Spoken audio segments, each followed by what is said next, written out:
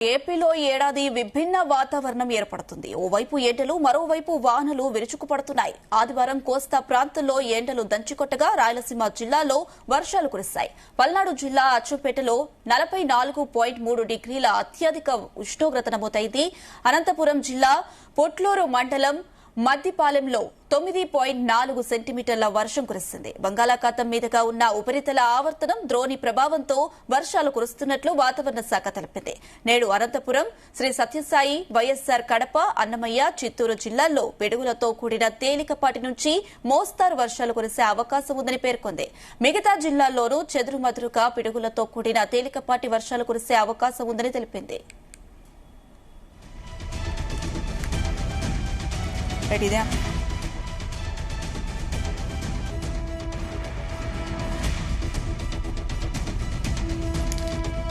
మరోవైపు పోలవరం, ఏలూరు, కృష్ణా, ఎన్టీఆర్, గుంటూరు, మార్కాపురం, బాపట్ల, పల్నాడు, ప్రకాశం, నెల్లూరు జిల్లాల్లోని కొన్ని ప్రాంతాల్లో 42 నుంచి 44 డిగ్రీల మధ్య ఉష్ణోగ్రతలు నమోదయ్యే అవకాశం ఉందని పేర్కొంది.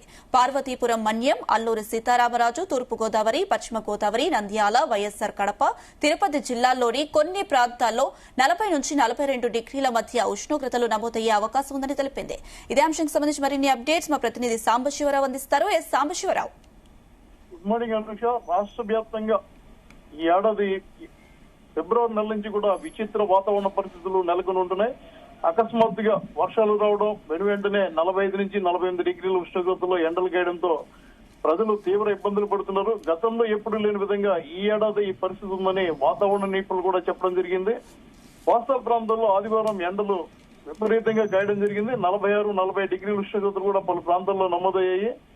ముఖ్యంగా పరిశీలిస్తే రాయలసీమ జిల్లాలో వర్షాలు కురిస్తే పల్నాడు జిల్లా అచ్చంపేటలో 44.3 డిగ్రీల అత్యధిక ఉష్ణోగ్రత నమోదైంది. ఇక అనంతపురం జిల్లా పుట్లూరు మండలం మద్దిపాలెంలో అత్యధికంగా 9.4 సెంటీమీటర్ల వర్షం కురవడం జరిగింది. బంగాళాఖాతం మీదుగా ఉన్న అపరితల ఆవర్తనం ద్రోణి ప్రభావంతో ఈ వర్షాలు కురుస్తున్నట్లు వాతావరణ శాఖ తెలిపింది. అదేవిధంగా ఈ రోజు అనంతపురం, సత్యసాయి, వైఎస్సార్ కడప, అన్నమయ్య, చిత్తూరు జిల్లాల్లో పిడుగులతో కూడా తేలికపాటి నుంచి మోస్తరు వర్షాలు కురిసే అవకాశం ఉందని కూడా వాతావరణ శాఖ ప్రకటించడం జరిగింది. మిగతా జిల్లాల్లో కూడా చెదురుమదురుగా పిడుగులతో వర్షాలు పడతాయని ప్రకటించారు. తగ్గట్టుగానే ఉమ్మడి గోదావరి జిల్లాల్లో పలు ప్రాంతాల్లో వర్షాలు పడుతున్నాయి. నిన్నటి వరకు కూడా రాష్ట్ర వ్యాప్తంగా అత్యధిక ఉష్ణోగ్రత నమోదైన జిల్లాల్లో ఈ రోజు తెల్లవారుజాము నుంచి కూడా పూర్తిగా ఆకాశం మేఘావృతమై ఉంది. చల్లని గాలులు వీస్తున్నాయి. పలు చోట్ల చిరు జల్లులు పడుతున్నాయి. రాజమండ్రి, అమలాపురం ప్రాంతాల్లో భారీ వర్షాలు పడినప్పటికీ కాకినాడ జిల్లాలో మాత్రం తేలికపాటి వర్షాలు కురవడం జరిగింది. ఇక పోలవరం, ఏలూరు, కృష్ణా, ఎన్టీఆర్, గుంటూరు, మార్కాపురం, బాపట్ల, పల్నాడు, ప్రకాశం, నెల్లూరు తదితర ప్రాంతాల్లో 42 నుంచి 44 డిగ్రీల మధ్య ఉష్ణోగ్రతలు ఈ రోజు నమోదవుతాయని కూడా విపత్తుల నిర్వహణ సంస్థ ప్రకటించడం జరిగింది. ఇక పార్వతీపురం, మన్యం, అల్లూరు సీతారామరాజు, తూర్పుగోదావరి, పశ్చిమ గోదావరి, నంద్యాల, కడప, తిరుపతి జిల్లాలో కూడా 42 డిగ్రీల మధ్య ఉష్ణోగ్రతలు నమోదయ్యాయని చెప్పడం జరిగింది. పలు జిల్లాల్లో భిన్న వాతావరణ పరిస్థితులతో ప్రజలు ఇబ్బందులు పడుతున్నారు. ఎండ రావడం, వెంటనే వర్షం పడడం, తిరిగి ఎండ రావడం. ఈ వచ్చే ఎండ కూడా 44, 45, 40 డిగ్రీలకు నమోదవుతుంది. ఇప్పటికే ఎల్ నినో ప్రభావం ప్రారంభమైందని కూడా వాతావరణ శాఖ ప్రకటించడం జరిగింది. వాస్తవానికి ఈసారి రుతుపవనాలు ముందుగా వస్తాయని అధికారులు ప్రకటించారు. కానీ రుతుపవనాలు జాప్యం చేస్తున్నారు. ఈ నెల 12కి రుతుపవనాలు తెలంగాణకు వచ్చే అవకాశం ఉంది. అక్కడి నుంచి ఏపీకి రావడం కూడా సమయం పట్టే అవకాశం ఉంది. ఇదే సమయంలో ఎల్ నినో ప్రభావం ప్రారంభం కావడంతో వాతావరణంలో మార్పులు రావడంతో పాటు ఈసారి వర్షపాతం సాధారణం కంటే తక్కువ నమోదవుతుందని చెప్పడం జరిగింది. దీంతో ఈ వర్షాకాలంలో 4 నెలలు కూడా వర్షాల కంటే కూడా ఎండలు ఎక్కువగా ఉండే పరిస్థితి కనపడింది. ఎటువంటి పరిస్థితుల్లో కూడా ఇప్పుడు పడుతున్న వర్షంలో తడబోద్దని వైద్యులు హెచ్చరిస్తున్నారు. దానివల్ల రోగాలు వ్యాపిస్తాయని చెప్తున్నారు. ఇప్పటికే గోదావరి జిల్లాలతో పాటు ఇతర జిల్లాల్లో పరిశీలిస్తే వైరల్ ఫీవర్లు, అదేవిధంగా జాండీస్ కి పిలిచే పచ్చకమ్ముల వ్యాధులు కూడా చాలా ఎక్కువగా ఉన్నాయి. ప్రస్తుతం కురుస్తున్న వర్షాల వల్ల రైతాంగానికి ఎలాంటి ఇబ్బంది లేదు కాబట్టి పైగా కాలువలకు నీరు విడుదల చేసి 2 రోజులైంది. దీంతో వర్షాల వల్ల రైతాంగానికి ఉపయోగం ఉంది తప్ప బయట తడవద్దని మాత్రం అధికారులు చెప్తున్నారు. ఇప్పటికీ కొన్ని ప్రాంతాల్లో ఎండ, మరికొన్ని ప్రాంతాల్లో వర్షం కురుస్తున్న పరిస్థితులు అయితే నెలకొని ఉన్నాయి. సాంబశివరావు, మనం చూసుకుంటే భిన్న వాతావరణం అయితే చాలా రోజుల నుంచి కనిపిస్తుంది.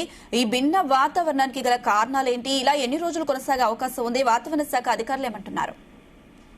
ముఖ్యంగా ఈ ఎల్ నినో ప్రభావం అనేది ఈసారి మన రాష్ట్రం మీద చాలా ఎక్కువగా కనిపిస్తుందని చెప్తున్నారు. ఈ ఎల్ నినో ప్రభావంతో ఇలాంటి వాతావరణ పరిస్థితులు నెలకొని ఉన్నాయి. దీంతో జాగ్రత్తగా ఉండాలని చెప్తున్నారు. దీనికి తోడు ప్రకృతిలో కూడా విపరీతమైన తేడాలు రావడం జరిగింది. అడవులు హరించిపోయి ఎక్కడికెక్కడ చెట్లు నరికేస్తున్నారు. పర్యావరణంలో కూడా తేడా కనపడుతుంది. ఈ పరిస్థితిని అధికారులు చెప్పడం జరిగింది. ఇది ఆగస్టు వరకు కూడా ఇదే విధానం కొనసాగుతుంది చెప్తున్నారు. తొలుత చెప్పిన లెక్కల ప్రకారం ఈ ఎల్ నినో అనేది కరువు పరిస్థితులు జూలై నెలలో వస్తాయని చెప్పారు. కానీ జూన్ ప్రారంభం కాకముందు నుంచి కూడా ఈ ప్రభావం కనిపిస్తుంది. ముఖ్యంగా జూలై నెలలో మాత్రం కరువు ఏర్పడుతుంది. రాష్ట్రం మీద తీవ్రంగా ఇది ప్రభావం చూపుతుంది. భూగర్భ జలాలు ఎండిపోయే ప్రమాదం ఉంది. 60 డిగ్రీల వరకు ఉష్ణోగ్రతలు నమోదవుతాయని కూడా వాతావరణ శాఖ అధికారులు చెప్పడం జరిగింది. దీనికి తగ్గట్టుగానే వ్యవసాయ శాఖ, ఇరిగేషన్ అధికారులు పొలాలకు వెళ్లి రైతులను అప్రమత్తం చేస్తున్నారు. ముందస్తు సాగుకు వాళ్ళని అప్రమత్తం చేస్తున్నారు. ఎందుకంటే జూలైలో కరువు పరిస్థితులు ఏర్పడితే నీటి ఇబ్బందులు వస్తాయి కాబట్టి జూన్ నెలాఖరికి పూర్తిగా నాట్లు వేసుకోవాలనే వారిని అప్రమత్తం చేయడం జరుగుతుంది. ఆగస్టు వరకు మీరు చెప్పినట్లుగా ఆగస్టు వరకు మాత్రం ఖచ్చితంగా వాతావరణంలో ఇలాంటి పరిస్థితులు కనపడతాయని రైట్ సాంబశివరావు, థ్యాంక్ యూ.